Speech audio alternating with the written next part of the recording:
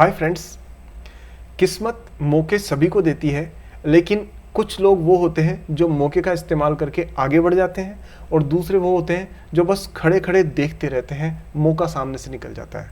दोस्तों, share market में ये बात बिल्कुल फिट बैठती है। क्योंकि ये शेयर मार्केट में 5000 से ज़्यादा स्टॉक्स हैं और यहाँ मौके सबको मिलते हैं।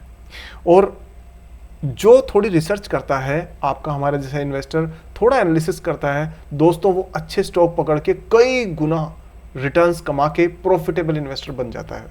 उसके लिए कोई बहुत बड़ी डिग्री की ज़रूरत नहीं है। दोस्तों, स्वागत है आपका सागरनोमिक्स में। और आज हम बात करेंगे आइशर मोटर्स के लेटेस्ट रिजल्ट्स के बारे में और ऐसी सरप्राइजिंग चीज़ें मैं आपसे शेयर करूंगा कि आप जानेंगे इस कंपनी में कितना दम है। पर दोस्तों, मेरा एक रिक्वेस्ट है, हाथ जोड़ के मैं विनती करता हूं कि जो लोग मेरे चैनल पर सिर्फ और सिर्फ 2 या 4 मिनट देखने के लिए आए हैं, कृपया आप इतना टाइम भी वेस्ट ना करें। जाके इंस्टाग्राम की हंसी ठिठोली वाली रील्स देखें या फिर जाकर के किसी रातों रात करोड़पति बनने के नुस्खे देखें, क्योंकि ये वीडियो सिर्फ और सिर्फ सीरियस इन्वेस्टर्स के लिए बनी हुई है। सो आपका बहुत बहुत धन्यवाद, आप यहाँ पे आए, थैंक यू। दोस्तों, अब अगर इस वीडियो पे आप बने हुए हैं, दैट मीन्स कि आप अपने वेल्थ क्रिएशन को लेके सीरियस हैं। तो अब हम सीधा स्क्रीन पे चलते हैं और देखते हैं कि आइशर मोटर के लेटेस्ट रिजल्ट्स आपको क्या बताने वाले हैं। Let's begin.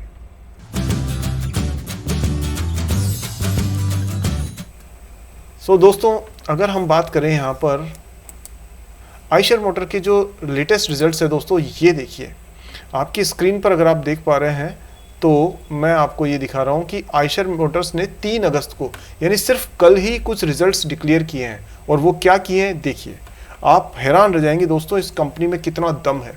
सबसे पहली बात तो ये है कि ये कंपनी रॉयल एनफील्ड यानी बुलेट के लिए जानी जाती है। और दोस्तों, एक चीज़ और मैं आपको ज़बरदस्त बताता हूँ, रिजल्ट्स में तो चलेंगे बाद में, लेकिन मैं आपको एक अर्जेंट चीज़ पहले बता देता हूँ कि दोस्तों, ये वो कंपनी है जिसके बारे में कहा जा सकता है कि हस्ती मिटती नहीं हमारी, वैसी वाली स्थिति है। दोस्तों, इसके खिलाफ हार्ले डेविडसन इंडिया में आई, उसने खूब जोर लगाया बुलेट को गिराने का, लेकिन आइशर मोटर और बुलेट को नहीं गिरा पाई, कुछ नहीं बिगाड़ पाई, खुद को पैक करके सामान वापस जाना पड़ा।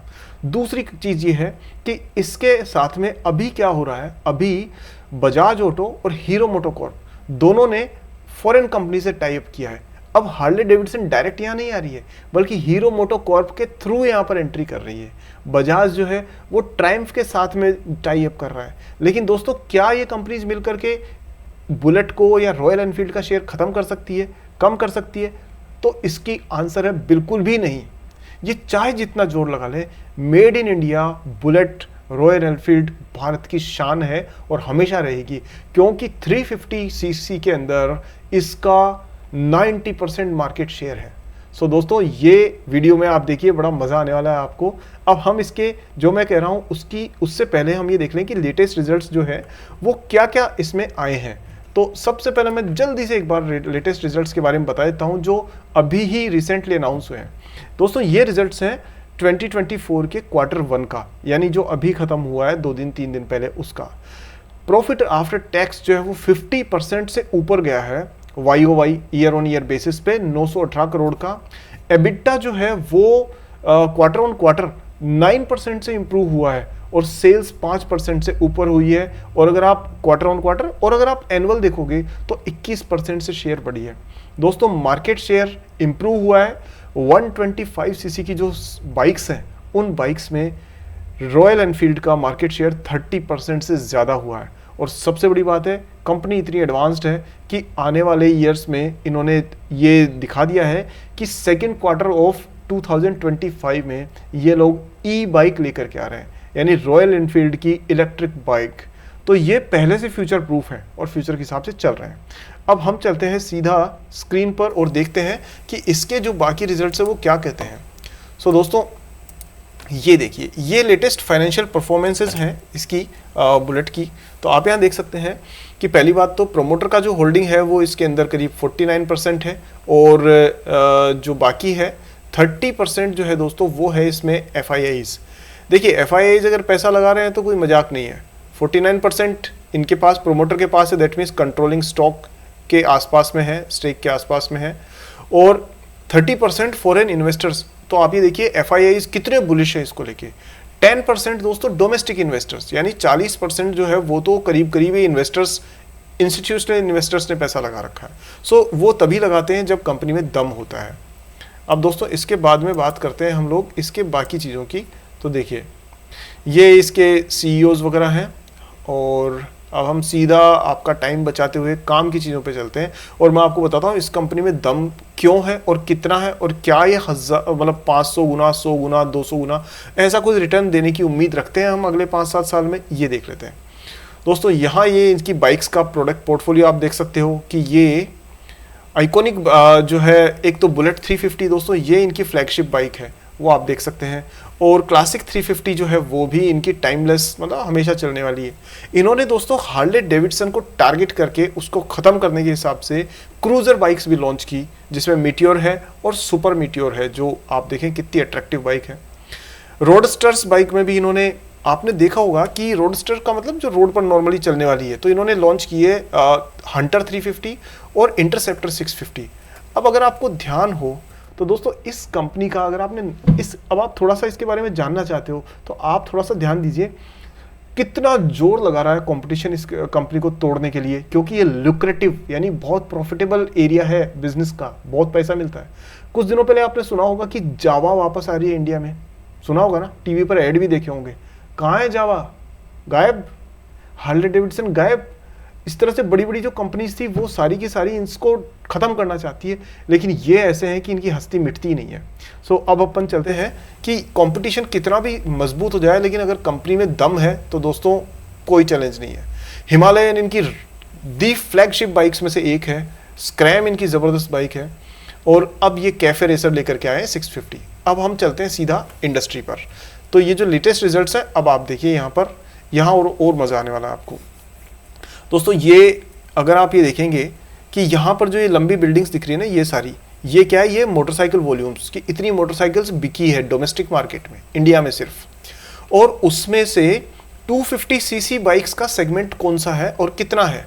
तो आप ये देखेंगे कि पहले 100 सीसी बाइक्स ज़्यादा बिकती थी, तो तब 250 सीसी यानी भारी भरकम बाइक्स का जो शेयर था, मार्केट शेयर, वो बहुत कम था। उसके बाद में दोस्तों आप ये देखेंगे कि मार्केट शेयर बढ़ता गया, और अभी लेटेस्ट में कंडीशन ये है कि ये Q1 24 की अगर हम बात करते हैं, यानी सिर्फ फर्स्ट क्वार्टर की बात करते हैं, तो दोस्तों डोमेस्टिक बाइक्स में 8.2% मार्केट शेयर किसका है, 250 सीसी की बाइक्स का या उससे बड़ी बाइक्स का। तो इसमें, और क्योंकि इस मार्केट के अंदर सिर्फ और सिर्फ बुलेट किंग है, पूरा मार्केट शेयर इन्हीं के पास में है, तो इसलिए लोगों का इंटरेस्ट अगर भारी भरकम प्रीमियम बाइक्स में बढ़ रहा है तो इसका सीधा फ़ायदा रॉयल एनफील्ड यानी आइशर मोटर को मिलने वाला है। नेक्स्ट चलते हैं दोस्तों इसके अंदर कि इसकी आगे की जो परफॉर्मेंस है, वहाँ देखिए आप, अपॉर्चुनिटी ये है कि यहाँ पर राइजिंग इनकम है। देखो इंडिया की इकोनॉमी बढ़ रही है, फिच की रिपोर्ट कह लो, चाहे आप S&P की रिपोर्ट कह लो, किसी भी रिपोर्ट को उठा के देख लीजिए, इंडिया की जो इकोनॉमी है वो ग्रो करने वाली है, और अभी जो लेटेस्ट रिपोर्ट है उसके हिसाब से तो 6.7% पर एनम के हिसाब से ग्रो करने के पूरे चांस है। तो राइजिंग इनकम है, यानी वो लोग जो कि कमाई करते हैं, यानी आपके मेरे जैसे लोग जो 25 से लेके 45 के बीच में, 50 के बीच में रहने वाले लोग हैं, वो उनके पास पैसा है, और उन लोगों को बुलेट टारगेट करती है। आपने देखा है जो भी ऐसे वेल टू डू लोग होते हैं वो सिर्फ बुलेट चलाना पसंद करते हैं। अब इसमें आप ये देखेंगे कि जो मोटरसाइकिल सेगमेंट्स है वो इसमें टू व्हीलर्स में 21 मिलियन का मार्केट है, और इंडिया में अपॉर्चुनिटी कितनी है, 125 सीसी दोस्तों, उससे बड़ी जो बाइक्स है वो 3.2 मिलियन की इसमें अपॉर्चुनिटी है।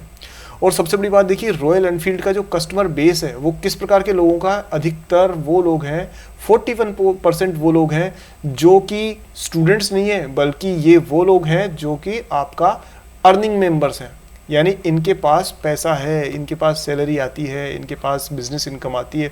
41% लोग जो रॉयल एनफील्ड खरीदते हैं वो इस एज ग्रुप में आते हैं, 26 से लेके और 36 या उससे आगे। अब इसके बाद में हम बात करें तो ये इन्फ्लेक्शन पॉइंट्स है, और मैं कुछ आपको बाकी डिटेल्स तो नहीं बता सकता, लेकिन कुछ ज़रूरी चीज़ें पहले आपको बता देता हूँ। अब यहाँ आप ये देखिए, ये क्या करें, global mid size market is under served and is a huge opportunity.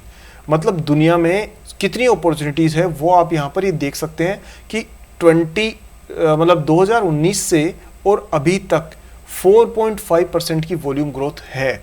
यानी कि अगर पहले 100 बाइक्स बिकती थी तो अभी 450 बाइक्स की ग्रोथ का बिकने का इसमें ये डेटा में बताया गया है। यानी 4.5 गुना 4.5 टाइम्स। इसका मतलब इनके पास में अपॉर्चुनिटी बहुत बड़ी है। कोई बड़ी बात नहीं है दोस्तों कि अगर ये लोग आने वाले टाइम में हार्ले डेविडसन का या फिर इनका पूरा ही मार्केट शेयर खत्म कर दें और खुद ही लीडर बन जाए तो रॉयल एनफील्ड के पास ग्लोबल अपॉर्चुनिटी है। अच्छा क्यों है? क्योंकि इसके पास ग्लोबल फुटप्रिंट भी है।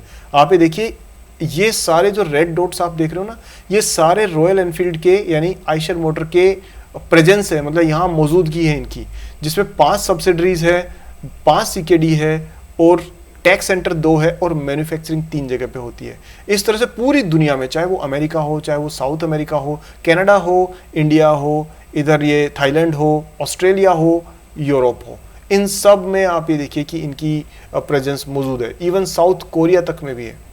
अब आप ये देखेंगे कि इन्होंने क्या नया किया है दोस्तों। नया इन्होंने ये किया है कि इन्होंने देखा है कि कम कॉस्ट रखते हुए अपने ब्रांड को आगे कैसे पहुंचाया जाए।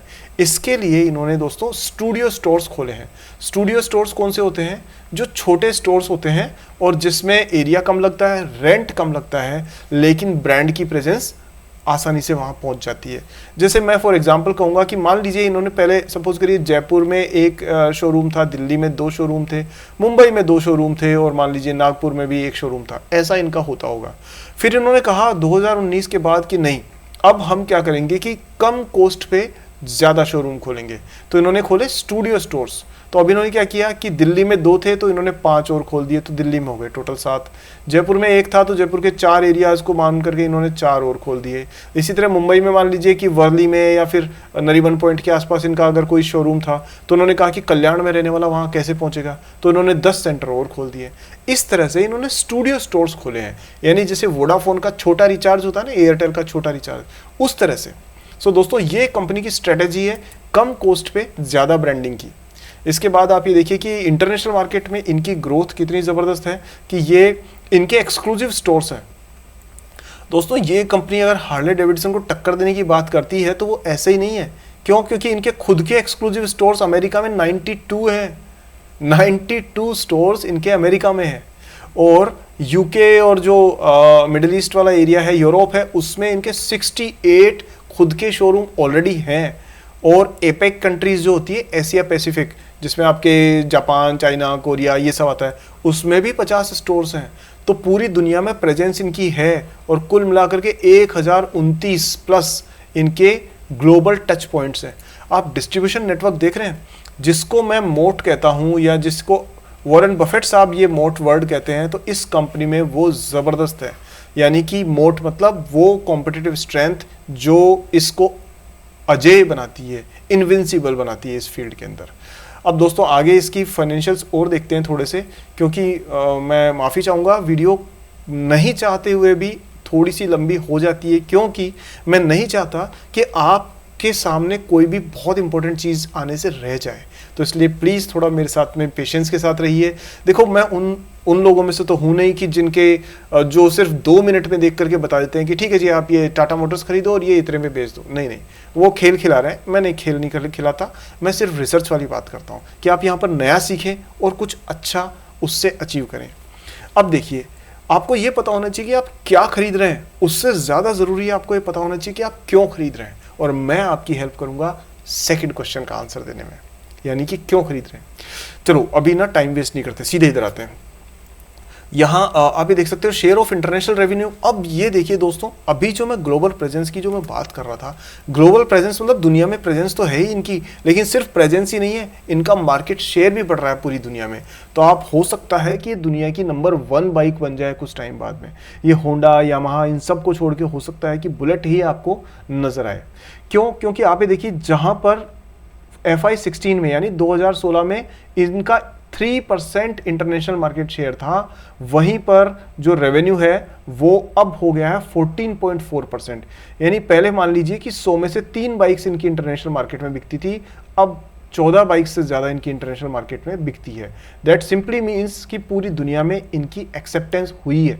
और क्यों हुई है वो भी हम लोग जल्दी से देख लेते हैं। ये दोस्तों इनकी ई बाइक है जो कि ये बहुत जल्दी ही लॉन्च करने वाले हैं। देखिए बताता हूं मैं आपको, ये दोस्तों ई बाइक है और ये इनकी जल्दी ही लॉन्च होने वाली है, 2025 में लेके आ रहे हैं। और आप देख सकते हो कितनी अट्रैक्टिव और पावरफुल बाइक लग रही है। तो ये एक पूरे मार्केट को ख़त्म करना चाह रहे हैं। नेक्स्ट देखिए दोस्तों, ये इनकी फैक्ट्री है। और एक अच्छी बात क्या है दोस्तों कि ये अपनी सिर्फ प्रोडक्ट की क्वालिटी में ही काम नहीं करते, ये ब्रांडिंग बड़ी ज़बरदस्त करते हैं। तो पहले तो टेक्नोलॉजी देखिए कि ये कितनी ज़बरदस्त है, ये सारी इनकी फैक्ट्री के फ़ोटोज़ हैं। और अब हम ये चीज़ देखेंगे कि ये एक्सेप्शनल क्या दे रहे हैं। भाई आज अगर मान लीजिए 10 लोग इंटरव्यू देने आते हैं तो जो इंटरव्यू लेने वाला है वो ये कहता है ना, ये क्वेश्चन पूछता है, आपसे भी कभी पूछा होगा कि भाई आपने ऐसा क्या स्पेशल है जो बाकी लोगों में नहीं है। तो तभी अगर आपने बताया सही तो वो आपको ले लेगा, नहीं तो इंटरव्यू में नहीं होगा आपका सिलेक्शन। सेम चीज़ यहाँ इस कंपनी में देखिए कि इसमें ऐसी क्या खास बात है। तो आप ये देखिए, ये पूरा मोटरसाइकिल एक्सपीरियंस देते हैं। अब जो मैं फटाफट से कहने जा रहा हूँ उसको ध्यान से सुनिएगा। पहली बात, इन्होंने क्या क्या किया है कि मोटरसाइकिल को पर्सनलाइज करने का एक तरीके से इन्होंने वो शुरू किया है टेक्निक। जैसे हार्ले डेविडसन में होता है कि कोई कह रहा है कि मुझे ना टैंक ऐसा नहीं ऐसा चाहिए, मतलब लोगों के हिसाब से, जैसे टेलर्ड मोटरसाइकिल होती है कुछ कुछ उस टाइप का, कि लोगों की ज़रूरत के हिसाब से बाइक की लुक एंड फील हो। दूसरा, इन्होंने स्टूडियो स्टोर्स खोले हैं जो आप एक फोटो में देख सकते हैं। तीसरा दोस्तों, ये विंटेज, यानी कि अब आप ये देखिए सेकंड हैंड जो बाइक्स हैं बुलेट की, उनकी सेल एंड परचेज भी ये अपने ब्रांड के अंडर ही कर रहे हैं। नेक्स्ट ये देखिए दोस्तों कि इन्होंने कैफ़े खोल दिए हैं, रॉयल एनफील्ड कैफ़े। आपने देखा है ना, बहुत सारे लोग क्लब्स बनाते हैं, बुलेट के क्लब्स, तो ऐसे लोग ऐसी जगह पर मिलते हैं, कॉफ़ी वॉफ़ी पीते हैं। साथ में दोस्तों इन्होंने 3D कॉन्फ़िगरेटर, यानी कि ये जो सर्विस से रिलेटेड जितनी चीज़ें हैं वो सारी स्मूथली हो, वो कस्टमर्स के लिए इन्होंने मोबाइल ऐप बनाया है, वो भी 3D में। और दोस्तों एक चीज़ ये देखिए कि इन्होंने कस्टमाइजेशन जो करते हैं उसके लिए भी इन्होंने काफ़ी काम किया है, बाइक की कस्टमाइजेशन के लिए। अब मैं इस वीडियो को ज़्यादा लंबा खींचूंगा तो आपका टाइम नहीं मिलेगा मुझे पता है। अब हम बात करते हैं ब्रांडिंग की जल्दी से। तो आप ये देखिए, ये तो आपने देखा ही होगा कि ये हमारे देश की शान है बुलेट, कि राजपथ पर आपको नज़र आती है, 26 जनवरी के फंक्शन में नज़र आती है, हमारे देश के वीर जवान आपको बुलेट पे बैठे हुए नज़र आएंगे। तो शान की सवारी है दोस्तों ये। और आप देख सकते हैं बहुत सारे क्लब्स इनके बने हुए हैं। तो कहाँ आप उम्मीद करोगे कभी कि बुलेट की जगह पे आपको कोई हार्ले डेविडसन पर यात्रा निकल रही है हमारी राजपथ की? नहीं ना। ये इनकी दोनों एक्सीलेंस है। और दोस्तों हॉकी टीम जो है उनको भी ये होस्ट कर रहे हैं। और आप ये देखिए कहाँ कहाँ जाते हैं ये बुलेट के जो क्लब्स बने हुए हैं दोस्तों, ये क्लब्स पूरी दुनिया में घूमते हैं। कोई साउथ पोल पे जा रहा है, मतलब साउथ साइड में कहीं जा रहा है, कोई हिमालयन में जा रहा है, कोई स्कूल के और अलग टाइप की जो रैलीज होती है वो कर रहे हैं। अब यहाँ देखिए कि स्ट्रॉन्ग ब्रांड इक्विटी, तो इस कंपनी के पास में 85% कंसिडरेशन है इसकी और 47% top of the mind awareness, मतलब कि इसकी नंबर 1 है दोनों ही केसेस में। और इसलिए इस कंपनी को एक एडवांटेज अलग से मिलता है। दोस्तों ये सारी बातें तो मैं करूंगा तो वीडियो हो जाएगी सुबह से शाम तक लंबी। हम सीधा काम की बात पे चल के और इस वीडियो को ख़त्म करते हैं। मैं आप कहोगे तो 10 वीडियो और बना दूंगा बुलेट पे, लेकिन आपके लिए ज़रूरी है कि आप सिर्फ इंपॉर्टेंट चीज़ देखें, क्योंकि आपका पेशेंस ना कम है, मैं जानता हूँ, लेकिन पेशेंस ज़रूरी है। बिना पेशेंस के दोस्तों अगर आप किसी बच्चे को स्कूल में एडमिशन दें और उसको कह दें कि चलो इसको 10th का सर्टिफिकेट दे दो, तो क्या ऐसा पॉसिबल है? नहीं ना, उसे पढ़ाई करनी पड़ेगी ना 10th तक, वही चीज़ है। अब यहाँ देखिए वोल्वो, इनका जो है वोल्वो के साथ टाई अप है और ये ट्रक्स वाले सेगमेंट में भी काम करते हैं। और वोल्वो के साथ इनकी ट्रक्स की भी बड़ी अच्छी मार्केट बन चुकी है। और आप यहाँ ये ट्रक्स और बसेस देख सकते हैं इनकी। और ये देखिए दोस्तों जो कमर्शियल व्हीकल है वो बसेस हैं, उनमें इनकी स्टैंडिंग क्या है। ये एक जल्दी से एक स्लाइड ख़त्म करता हूँ मैं आपको दिखा करके, बस प्लीज़ थोड़ा सा ना वेट करिए, ये छूट गई तो आपका इंपॉर्टेंट चीज़ छूट जाएगी। दोस्तों अगर अदकसरी जानकारी से कोई चीज़ डिसीजन लेते हैं ना तो नुकसान होता है, इसलिए पूरी जानकारी बहुत ज़रूरी है। सो पेशेंस रखिए। यहाँ देखिए कि इनका मार्केट शेयर जो है वो इसमें कमर्शियल व्हीकल में दोस्तों 2009 में था सिर्फ 25% और अब बढ़ करके हो गया 36%। यानी इस सेगमेंट में जिसमें टाटा के ट्रक होते हैं, जिसमें अशोक लीलैंड के ट्रक होते हैं और जिसमें बाकी सब होते हैं, उसमें इन्होंने 10% से ज़्यादा अपना मार्केट शेयर गेन किया है। हैवी ड्यूटी ट्रक्स यानी जो बहुत बड़े भारी भरकम ट्रक्स होते हैं उसमें पहले सिर्फ 1%, 1.3% था और अब इनका 8.5% मार्केट शेयर है।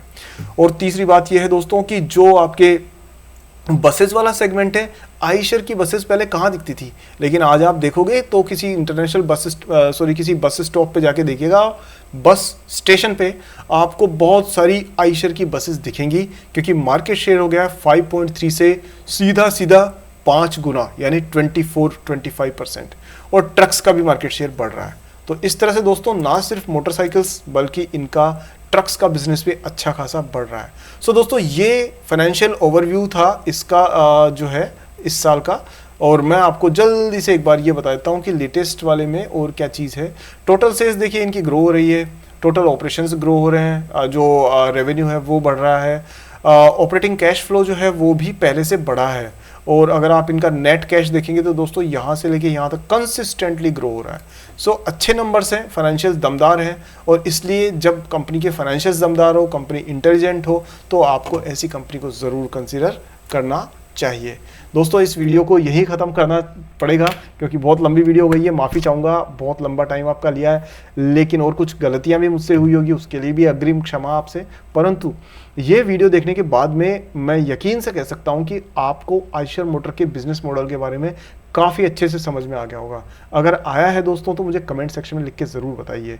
अगर आपका कोई सवाल है तो मुझे कमेंट सेक्शन में ज़रूर पूछिए, मैं जल्दी जवाब दूंगा।